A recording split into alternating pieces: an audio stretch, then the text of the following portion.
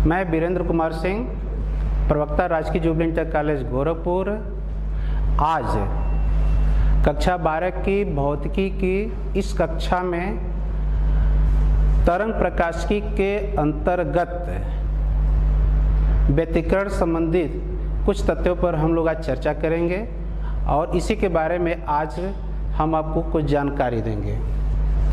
सबसे पहले हम लोग ये देख लेते हैं कि हमारे शिक्षण के बिंदु क्या हैं। हम आज आपको यहाँ पर प्रस्तावना के बारे में जानकारी देंगे, दो तरंगों का व्यतिकरण क्या होता है उसके बारे में, समपोषी व्यतिकरण, विनाशी व्यतिकरण क्या होता है ये भी बताएंगे, कला संबद्ध स्रोत क्या होता है हम इसकी भी जानकारी देंगे, प्रकाश की प्रतिपालक व्यतिकरण क्या होता है यानी प्रकाश तरंगों में व्यतिकरण के लिए कला संबद्ध स्रोत, और साथ ही साथ इसकी शर्त क्या होती है ये भी बताएंगे। प्रकाश तरंगों का व्यतिकरण, यंग का द्वितीय रेखा छिद्र प्रयोग, दीप्त एवं अदीप्त फ्रिंजों की स्थितियां और फ्रिंज की चौड़ाई के बारे में ही बताएंगे। प्यारे बच्चों, इसी चैप्टर के पूर्व अध्याय में आप लोग पढ़ चुके होंगे प्रकाश के प्रकृति के संदर्भ में। प्रकाश के प्रकृति के संदर्भ में आपको बताया गया होगा हाइगेंस का तरंग सिद्धांत, और हाइगेंस के तरंग सिद्धांत में आप लोग परावर्तन और अपवर्तन की व्याख्या पढ़ चुके होंगे। साथ ही साथ आप ये भी पढ़ चुके होंगे कि प्रकाश की जो प्रकृति है वो तरंग प्रकृति है। उसी तरंग प्रकृति का हम लोग उपयोग करते हुए दो तरंगों का व्यतिकरण का यहाँ पर चर्चा करेंगे। सबसे पहले हम लोग ये देख लेते हैं कि प्रकाश का अध्यारोपण क्या होता है। किसी भी माध्यम में दो या दो से अधिक तरंगे एक दूसरे को बिना किसी तरह से प्रभावित करते हुए माध्यम में चल सकती हैं और माध्यम के किसी कण का विस्थापन तरंगों के अलग अलग विस्थापनों के सदिश योग के बराबर होता है। अब हम बात करते हैं तरंगों का व्यतिकरण। जब दो समान आवृत्ति की तरंगे किसी माध्यम में एक ही दिशा में संचरित होती हैं तो उनके अध्यारोपण के कारण जो परिणामी तरंग बनती है उस परिणामी तरंग की तीव्रता कुछ बिंदुओं पर तरंगों के अलग अलग तीव्रताओं के योग से अधिक होता है और कुछ बिंदुओं पर तीव्रता उन तरंगों के तीव्रताओं के योग से कम अथवा शून्य होता है। इस घटना को ही हम लोग तरंगों का व्यतिकरण कहते हैं। इस घटना को ही तरंगों का व्यतिकरण कहते हैं। जिन स्थान पर तीव्रता अधिकतम होता है उसे समपोषी व्यतिकरण, और जिन स्थान पर तीव्रता कम अथवा शून्य होता है उसे हम लोग विनाशी व्यतिकरण कहते हैं। अब तरंगों का अध्यारोपण के बाद हम लोग देखेंगे कि तरंग जो मिलेगी अध्यारोपण के पश्चात उसका व्यंजक क्या होगा, और साथ ही साथ तीव्रता के लिए हम लोग समीकरण देखेंगे। अब मान लीजिए एक ही आवृत्ति की दो तरंगों के आयाम a1 तथा a2 हैं और उनके बीच का कालांतर फाई है। यदि इन तरंगों के विस्थापन y1 और y2 है तो ऐसी स्थिति में y1 बराबर a sin omega t minus kx और दूसरे तरंग का समीकरण हो जाएगा y2 equal to a sin omega t minus kx plus phi, जहाँ ओमेगा तरंग की कोणीय आवृत्ति एवं के तरंग संख्या है। यहाँ पर जो है देखा जाए फाई दोनों तरंगों के बीच का कलांतर है और इसी कलांतर के आधार पर आगे हम लोग परिणामी तीव्रता का किस तरह से वितरण होता है या परिवर्तन होता है उसके बारे में अध्ययन करेंगे। अध्यारोपण के कारण देखा जाए तो जो परिणामी विस्थापन आएगा वो परिणामी विस्थापन y equal to y1 plus y2 होगा। अब हम लोग समीकरण 1 और 2 से y1 तथा y2 का मान यहाँ रखेंगे तो आप पाइएगा y equal to a sin omega t minus kx plus a2 sin omega t minus kx plus phi. अब आप त्रिकोणमिति के समीकरण जिसका उपयोग आप लोग कर चुके होंगे, sine a plus B is equal to sine of a cos of b plus sine of b cos of a, इसके द्वारा आप क्या करिए, इसको तोड़ दीजिए sine omega T minus K X plus five को, और तोड़ने के पश्चात पहले आप क्या करिएगा, sine omega T minus K X common ले लीजिए यहाँ पर। तो एक ब्रैकेट में आप पाएंगे a1 plus a2 cos five, उसके बाद a2 साइन फाइव को एक ब्रैकेट में रख लीजिएगा तो आप पाएंगे cos omega T minus K x. अब हम दो तरह से परिकल्पना लेते हैं यहाँ पर, a1 plus a2 cos five बराबर कैपिटल A cos थीटा यहाँ पर मान ले रहे हैं, और a2 sine five equal to capital A sine theta इसको भी मान ले रहे हैं। तो ऐसी स्थिति में जब ये मान हम लोग इस समीकरण में रखेंगे तो आप पाइएगा y is equal to a sine omega T minus K X plus theta, जहाँ a परिणामी तरंग का आयाम है और थीटा एक नियतांक बताता है। यही परिणामी तरंग का समीकरण है जो कि मूल तरंग के समान है, यानी जो व्यतिकारी तरंगे हैं हमारी y1 तथा और y2, उनके लिए जिस तरह से समीकरण लिए हैं उसी तरह के समीकरण हमको परिणामी तरंग का समीकरण भी प्राप्त हो जाता है। अब क्या करते हैं, चूंकि हमको परिणामी तरंग का आयाम निकालना है तो आयाम निकालने के लिए इसी समीकरण 3 और 4 का, समीकरण 3 और 4 का वर्ग करेंगे और वर्ग करके फिर हम इसको जोड़ देंगे। 3 और 4 का वर्ग करिए, वर्ग करके जोड़ेंगे तो आप पाइएगा a square equal to a1 square plus a2 square plus 2a1 a2 cos five. यही बताता है आपका परिणामी आयाम के लिए व्यंजक। क्या बता देगा ये, परिणामी आयाम के लिए व्यंजक हो जाता है। इस व्यंजक से यह स्पष्ट है कि यहाँ पर परिणामी आयाम दोनों तरंगों के बीच इस कलांतर फाई पर निर्भर करता है। यदि परिणामी तरंग की तीव्रता हम लोग I मान लेते हैं तो आप जानते हैं कि किसी भी तरंग की जो तीव्रता है I वो प्रोपोर्शनल टू होती है आयाम के वर्ग के, यानी I proportional to a square और I बराबर k a स्क्वायर, जहाँ यहाँ पर k को हम लोग समानुपाती नियतांक लेते हैं। इसके आधार पर हम लोग लिखे हैं I बराबर k a स्क्वायर। अब इस समीकरण से a का मान रख दीजिए तो I बराबर हो जाएगा k a1 square plus a2 square plus 2a1 a2 cos five. k से क्या करिए, प्रत्येक पद में गुणा करिए तो I equal to k a1 square k a2 square plus 2 under root k into a1 into under root k a2 cos five. यहाँ पर अंडर रूट k और अंडर रूट k से जब आप गुणा करेंगे तो ये k आ जाएगा। तो ऐसी स्थिति में जो तीसरा पद में k आएगा उसका वैल्यू समान पड़ा रहेगा। जहाँ अब हम लोग क्या करते हैं, ये I1 equal to k a1 square ये पहली तरंग की तीव्रता बताता है, I2 equal to k a2 square ये दूसरी तरंग की तीव्रता बताता है। इसी के आधार पर अगर आप चाहें तो दोनों पक्षों का वर्गमूल ले लेता आप पाएंगे अंडर रूट I1 बराबर under root k a1 and under root I2 बराबर अंडर रूट k a2। इन दोनों समीकरणों का हम आगे चल करके फिर यूज करेंगे।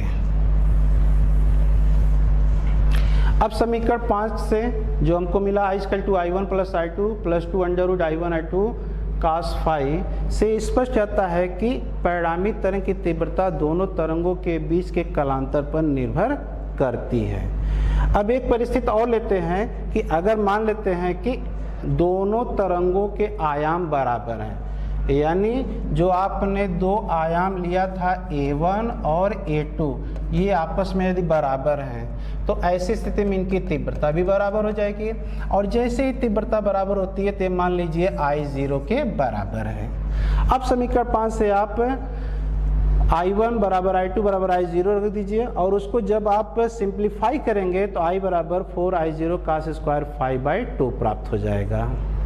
अब इन कलांतर के आधार पर ही हम लोग देखेंगे संपोषी व्यतिकरण क्या होता है। तो व्यतिकरण क्षेत्र में वह बिंदु जहां पर तीव्रता दोनों तरंगों के तीव्रताओं के योग से अधिक हो, ऐसे बिंदु को हम लोग संपोषी व्यतिकरण कहते हैं। संपोषी व्यतिकरण में जो परिणामी तीव्रता रहेगी तरंगों के अलग अलग तीव्रताओं के योग से भी अधिक होती है। और संपोषी व्यतिकरण के लिए आवश्यक होता है कि यहाँ पर cos फाई का मान +1 हो। जब cos फाई का मान +1 लेंगे तो ऐसी परिस्थिति में ट्रिग्नोमेट्री के अनुसार देखेंगे कि अगर फाई का मान 0 रहेगा तभी +1 आएगा, 2 पाई रहेगा तभी +1 आएगा, 4 पाई रहेगा तब भी जो है +1 आएगा, 6 पाई रहेगा। सामान्य रूप से देखा जाए तो फाई का मान 2m पाई, जहाँ m बराबर हो जाएगा 0, 1, 2, 3 एंड सो ऑन। इस तरह से प्रोसीडिंग आप करते रहेंगे और इसके बिहाफ पर आप क्या कर लेंगे कि दोनों तरंगों के बीच जो पथांतर है उसकी गणना कर लेंगे और उस पथांतर के लिए जो समीकरण हम लोग यूज करेंगे वो होता है डेल्टा x बराबर λ/2 पाई गुणे कलांतर। इसके आधार पर हमको पथांतर मिलेगा डेल्टा x बराबर m लैम्डा बराबर हो जाएगा 0, लैम्डा, 2 लैम्डा, 3 लैम्डा। मीनिंग्स यहाँ पर m का मान हम 0, 1, 2, 3, 4, 5 ऐसे करते चले जा रहे हैं तो हमको पथांतर जो है लैम्डा के टर्म में मिलता चला जा रहा है। तो अब समपोषी व्यतिकरण के लिए क्या शर्त होगी इसको देख लिया जाए। पहला, दोनों तरंगों के बीच कलांतर 0 या पाई का समगुणक होना चाहिए, अर्थात तरंगे एक ही कला में यानी समान कला में मिलना चाहिए। दूसरा, दोनों तरंगों के बीच का जो पथांतर है वह 0 हो अथवा तरंगदैर्घ्य लैम्डा का क्रमिक गुणन होना चाहिए। मीनिंग्स ये है कि अगर दोनों तरंगों के बीच का जो पथांतर है या तो 0 रहे या तो वह तरंगदैर्घ्य लैम्डा के क्रमिक गुणन के हो तो ऐसी स्थिति में वह समपोषी व्यतिकरण मिलेगा। और समपोषी व्यतिकरण में आप देखेंगे तब I max बराबर I1 plus I2 plus 2 under root I1 I2। चूँकि यहाँ पर cos फाई की वैल्यू 1 है इसलिए यहाँ पर हमने 1 रखा है। अब आप इसको क्या कर सकते हैं, I max बराबर गणितीय रूप में जब आप इसका सरलीकरण करेंगे तो ये हो जाएगा under root I1 plus under root I2 का होल स्क्वायर। अब चूँकि पहले हम आपको बता चुके हैं कि अंडर रूट I1 बराबर अंडर रूट के A1, अंडर रूट I2 बराबर अंडर रूट के A2। इन दोनों समीकरण से हम लोग फिर क्या कर रहे हैं, इसका मान रखे हैं। आप के को जैसे ही ब्रैकेट से बाहर करेंगे यहाँ का वर्गमूल हट जाएगा, सिंपली के मिलेगा और आपको ब्रैकेट मिल जाएगा A1 प्लस A2 का होल स्क्वायर। अब अगर मान लीजिए समपोषी व्यतिकरण के स्थान पर अधिकतम आयाम Amax है तो I max इक्वल टू जाएगा के Amax का स्क्वायर। अब समीकरण 6 और 7 की अगर आप तुलना कर देंगे तो यहाँ पर आपको परिणामी आयाम मिल जाता है Amax A1 प्लस A2। साथ ही समीकरण से यह भी देखिए स्पष्ट है कि समपोषी व्यतिकरण में जो तीव्रता होती है तरंगों के तीव्रताओं के योग से इतना ये पद अधिक होता है, यानी समपोषी व्यतिकरण में दोनों तरंगों के तीव्रताओं के योग से भी अधिक तीव्रता होती है। अब हम लोग बात करेंगे विनाशी व्यतिकरण। तो जिन बिंदुओं पर तीव्रता न्यूनतम हो अर्थात वह बिंदु जहां पर दोनों तरंगों के तीव्रताओं के योग से भी कम तीव्रता मिले वहाँ विनाशी व्यतिकरण होता है। और विनाशी व्यतिकरण के लिए आवश्यक है कि cos फाई का मान यहाँ पर -1 होना चाहिए। तो ऐसी परिस्थिति में हम लोग कलांतर का मान देखेंगे। अगर हम फाई बराबर पाई रखें तो इसका मान -1 होगा, 3 पाई रखें तभी -1 होगा, 5 पाई रखें तभी -1 होगा। सामान्य रूप से देखा जाए तो हो जाएगा 2m-1 इंटू पाई, जहाँ m बराबर 1, 2, 3, 4 आप ऐसे प्रोसीडिंग करते रहेंगे। इसके आधार पर आप पथांतर पाएंगे डेल्टा x बराबर λ/2, 3 λ/2, 5 λ/2। इस तरह से आप पढ़ता चला जाएगा और जनरल रूप में आप इस तरह से फार्मूला प्राप्त करेंगे पथांतर के लिए। अब विनाशी व्यतिकरण के लिए क्या शर्त होनी चाहिए, उस शर्त के लिए देखिए दोनों तरंगों के बीच का कलांतर पाई का विषम गुणक होना चाहिए। क्या होना चाहिए, पाई का विषम गुणक होना चाहिए, यानी दोनों तरंगे विपरीत कला में मिलनी चाहिए। दोनों तरंगों के बीच का जो पथांतर है वो λ/2 का विषम गुणक होना चाहिए। यहाँ पर ये तरंगों होगा, λ/2 का विषम गुणक होना चाहिए। अब इसके पश्चात हम लोग क्या करते हैं, परिणामी न्यूनतम तीव्रता निकालते हैं। तो परिणामी न्यूनतम तीव्रता निकालने के लिए आप क्या करेंगे, जो पहले वो समीकरण प्राप्त किए थे I बराबर I1 plus I2 plus 2 under I1 I2 cos phi जो मिला था, इसमें क्या करते हैं cos फाई का मान -1 रखेंगे। तो ऐसी परिस्थिति में आप यहाँ पर देखिए एक समीकरण ये मिलेगा, और फिर इसका जब हम सरलीकरण करेंगे तो ये हो जाएगा √I1 माइनस √I2 का ये होल स्क्वायर बराबर हो जाएगा के A1 माइनस A2 का ये होल स्क्वायर। यदि परिणामी न्यूनतम आयाम A min है तो I min equal to K A min का स्क्वायर होगा, अर्थात A min equal to A1 minus A2 ये प्राप्त होगा, यानी ये सबसे न्यूनतम आयाम होगा।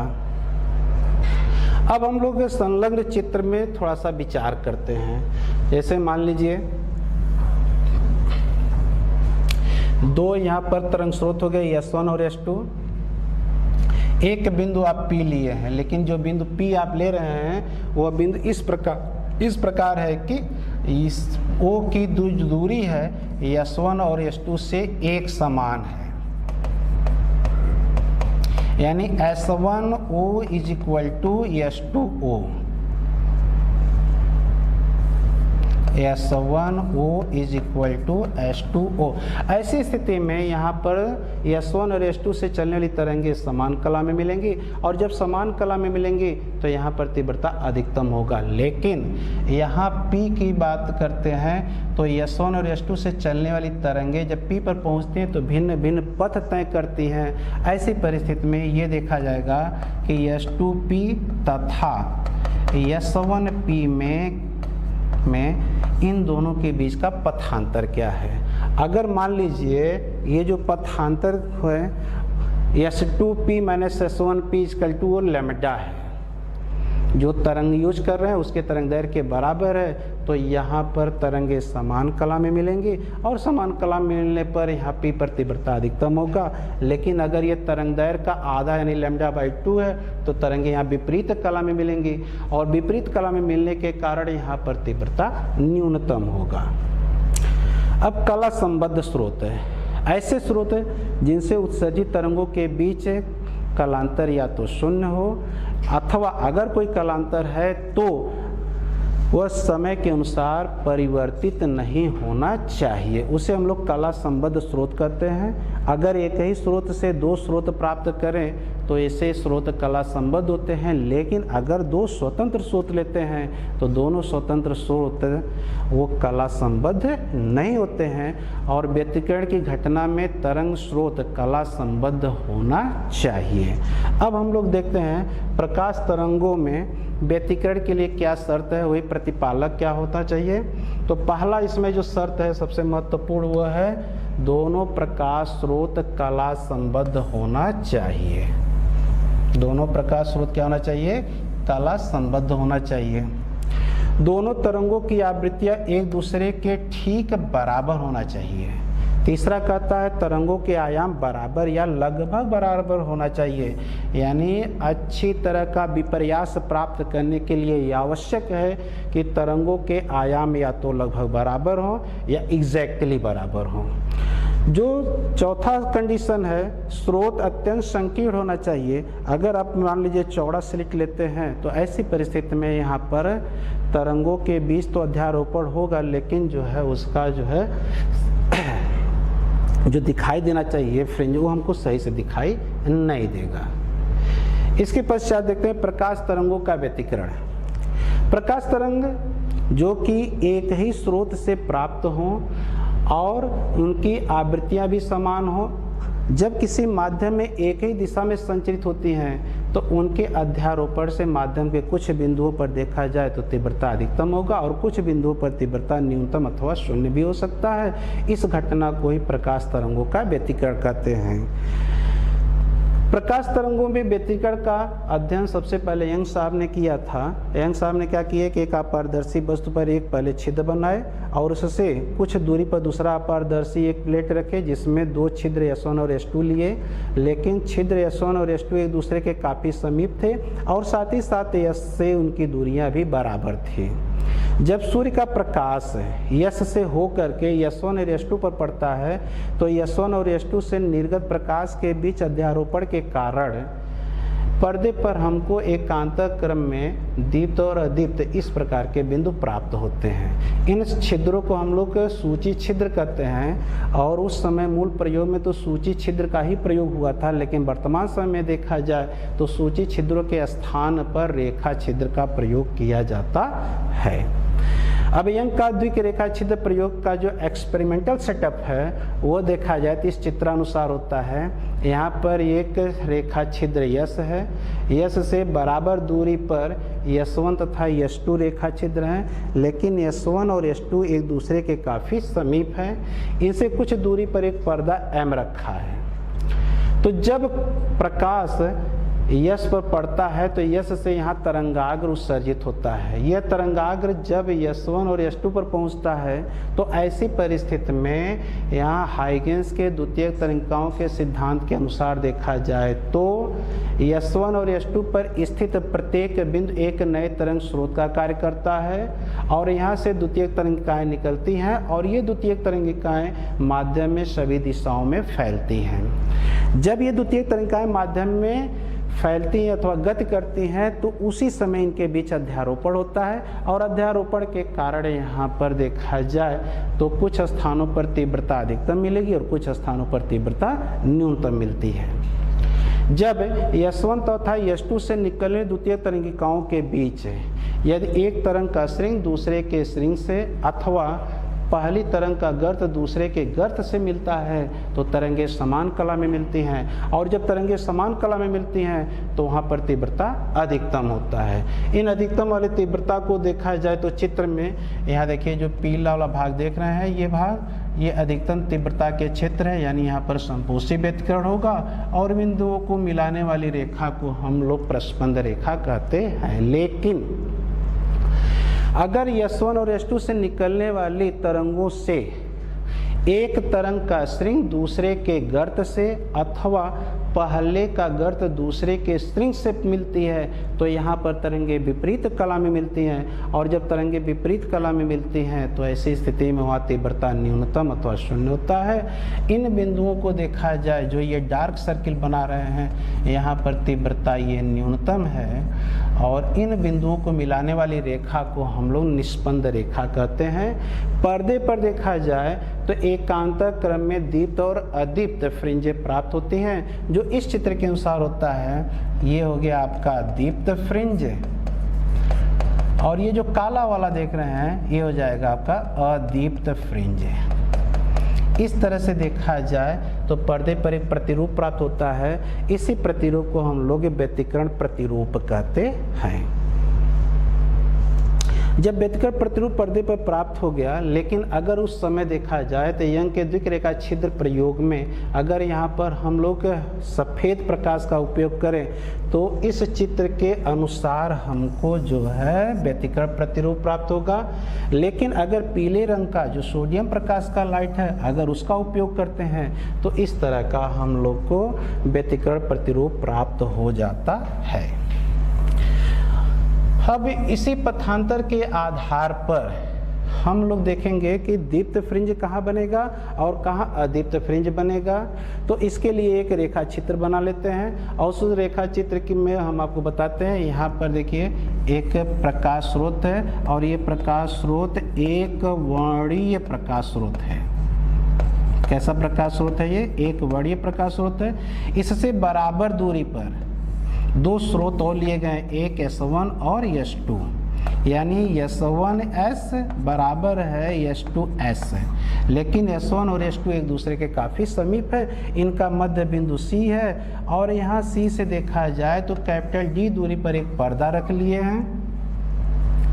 साथ ही साथ C से इसी पर्दे पर एक लंब डाल दिए हैं CO और इसी पर्दे पर एक बिंदु P ले रहे हैं जहाँ कि P की O से दूरी स्मॉल x है और इसी बिंदु P पर कोई फ्रिंज बनी हुई है और फ्रिंज की जो स्थिति है वह फ्रिंज की स्थिति यानी ये दीप्त होगा कि अदीप्त होगा, ये इस बात पर निर्भर करेगा कि S1 और S2 के बीच का कालांतर कितना है। या पथांतर सबसे पहले निकालते हैं। तो पथांतर के लिए क्या करेंगे, इसी S1 से ले करके S2P पर एक लंब डाल देंगे S1A, और इन दोनों तरंगों के बीच का पथांतर हो जाएगा S2A। हमारे पास दो त्रिभुज मिल जाते हैं, एक त्रिभुज ये देख लीजिए और एक त्रिभुज मिल जाएगा CPO। समरूपता के प्रगुण के अनुसार दोनों त्रिभुज में हम लोग क्या करेंगे, एक त्रिभुज के दो भुजाओं का अनुपात दूसरे त्रिभुज के संगत भुजाओं के अनुपात के बराबर होता है। उसके आधार पर देखेंगे S2A बटे S1 S2 equal to OP बटे CP। चूंकि यहाँ पर ये दोनों जो रेखाछेद एक दूसरे के काफ़ी समीप हैं, ऐसी स्थिति में अगर देखा जाए तो रेखा जो ये CP है CO के लगभग बराबर होगा। और इसी चीज़ का प्रयोग करते हुए हम यहाँ पर क्या करते हैं कि CP को CO से प्रतिस्थापित कर देते हैं, फिर हमको S2A का मान मिल जाता है और S2A बराबर x बटा d गुणे d हो जाता है। इसके आधार पर फिर हम लोग निकाल लेते हैं S2A बराबर मान रख देते हैं xd बटा d। अब दीप्त फ्रिंजों की स्थितियां ज्ञात करेंगे। दीप्त फ्रिंजों की स्थितियां P पर दीप्त फ्रिंज तब बनेगा जबकि दोनों के बीच का जो ये पथांतर है S2A m लैम्डा के बराबर हो। ऐसी स्थिति में m लैम्डा बराबर, इसी समीकरण में देखिए S2A बराबर हमने जो है m लैम्डा रख दिया है, और जैसे ही आप m लैम्डा रखेंगे तुरंत आपको मिल जाएगा m लैम्डा बराबर xd बटे d। यहाँ से यमवी दीप्त फ्रिंज की स्थिति निकालेंगे और यमवी दीप्त फ्रिंज की स्थिति बताएगा xm बराबर m d लैम्डा बटे d। इस समीकरण में अगर m बराबर 0 रखते हैं तो केंद्रीय फ्रिंज प्राप्त होगी, और केंद्रीय फ्रिंज सदैव दीप्त होती है। क्यों? क्योंकि वहाँ पर प्रकाश जो है समान कला में पहुँचती है। m1 बराबर पहली दीप्त मिलेगी, m बराबर 2 रखने पर दूसरी अदीप्त फ्रिंज प्राप्त होती है। अब इसके पश्चात हम लोग दे लेते हैं अदीप्त फ्रिंजों की स्थितियाँ। तो यहाँ पर आप पाएंगे कि P पर अदीप्त फ्रिंज बनेगी, लेकिन कब? जब पथांतर m माइनस 1/2 इंटू लैम्डा के बराबर होगा। इसके आधार पर जब आप मान रख करके xm का मान निकाल लेंगे तो ये बताएगा यमवी अदीप्त फ्रिंज की स्थिति xm बराबर m माइनस 1/2 d लैम्डा बटे d। m का मान 1 रखेंगे, पहली अदीप्त फ्रिंज की स्थिति प्राप्त होगी। m बराबर 2 रखेंगे, दूसरी अदीप्त फ्रिंज की स्थिति प्राप्त होगी। m बराबर 3 रखेंगे, तीसरी अदीप्त फ्रिंज की स्थिति प्राप्त हो जाएगी। अब हम लोग देखते हैं फ्रिंज की चौड़ाई। फ्रिंज की चौड़ाई से तात्पर्य होता है कि दो क्रमागत दीप्त और अदीप्त फ्रिंजों के बीच की दूरी से है। ठीक है, तो ऐसी स्थिति में हम लोग क्या करते हैं कि पहले कोई भी चाहे दीप्त का हो चाहे अदीप्त की दो क्रमागत फ्रिंजों की स्थितियां देख लेते हैं। वो फ्रिंजों की स्थितियां अगर मान लीजिए एक का है xm और दूसरे का xm प्लस 1 है, तो उस स्थिति में w बराबर जाएगा xm प्लस 1 माइनस xm। तो दीप्त फ्रिंज के लिए मान रख लीजिए, और मान रखने के पश्चात जब आप एक कैलकुलेशन करेंगे तो फ्रिंज की चौड़ाई के लिए एक व्यंजक आपको मिलेगा w बराबर d लैम्डा बटे d। इसी प्रकार अदीप्त के लिए जब भी गणना करेंगे तो w बराबर d लैम्डा बटे d प्राप्त होगा, जो कि इन दोनों समीकरण से देखा जाए तो यहाँ भी और इसमें भी कहीं भी फ्रिंज क्रम यानी यम नहीं आता है। इसका मीनिंग्स ये होता है कि सभी प्रकार के फ्रिंजों की चौड़ाई एक समान होगी, चाहे 5वें की बात करें, चाहे 10वें की बात करें, चाहे जो भी करें। लास्ट में हम लोग देखेंगे व्यतिकरण के प्रयोग में तीव्रता का वितरण। तो व्यतिकरण के प्रयोग में जो तीव्रता का वितरण होता है वो पुनर्वितरण होता है, यानी जहाँ समपोषी व्यतिकरण होगा वहाँ पर विनाशी व्यतिकरण की ऊर्जा स्थानांतरित हो जाती है। इस प्रकार देखा जाए तो समपोषी व्यतिकरण